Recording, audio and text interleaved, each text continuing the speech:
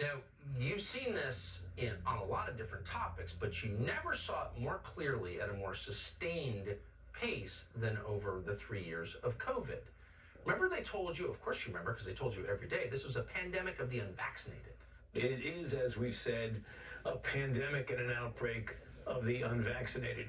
This is becoming a pandemic of the unvaccinated. As Dr. Walensky said on an earlier briefing today, this is really becoming a pandemic of the unvaccinated. Still a long way to go. The fact is, this has been a pandemic of the unvaccinated.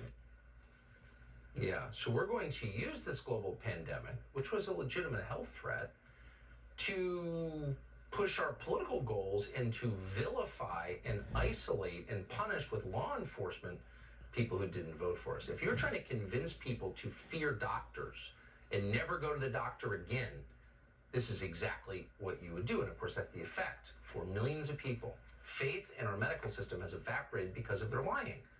And of course, we know they're lying because the vaccinated started getting COVID at a higher rate than people who exercised and ate well and maybe developed natural immunity. So in the face of that undeniable science, they had to change their talking points.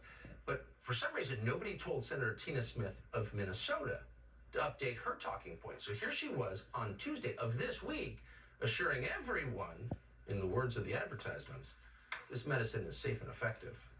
Thank you, Mr. Mansell, for being with us today. So I want to start by just saying that the COVID-19 vaccine is safe and effective. I mean, how is that different from the Nicene Creed?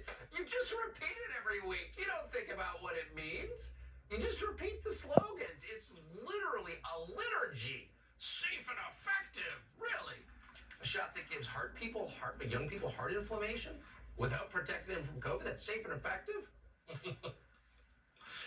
All this level of lying does is make people cynical, not simply about the people in charge who have every reason to be cynical about them, but about words themselves. Is there a connection between a word and a physical, observable reality? Well, I'm not sure anymore.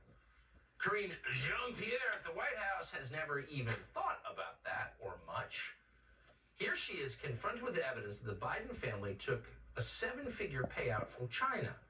Watch carefully, maybe for the first time in your life, to how she responds. House Oversight says they've got bank records showing a Chinese energy company paying 3 Biden family members through a third party. What were they paid for?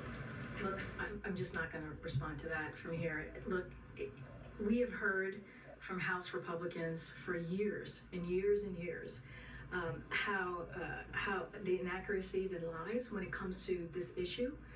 And I don't even know where to begin to even answer that question, because again, it's been lies and lies and inaccuracy for the past couple of years, and I'm just not going to get into it from here. Yeah, just not going to get it. Here are some bank records. Here are some numbers on paper that no one disputes are real. What do you say to this? Republicans lies years out. In other words, you're sopping wet. The water seems to be coming from the sky. Is it raining? Lies, lies.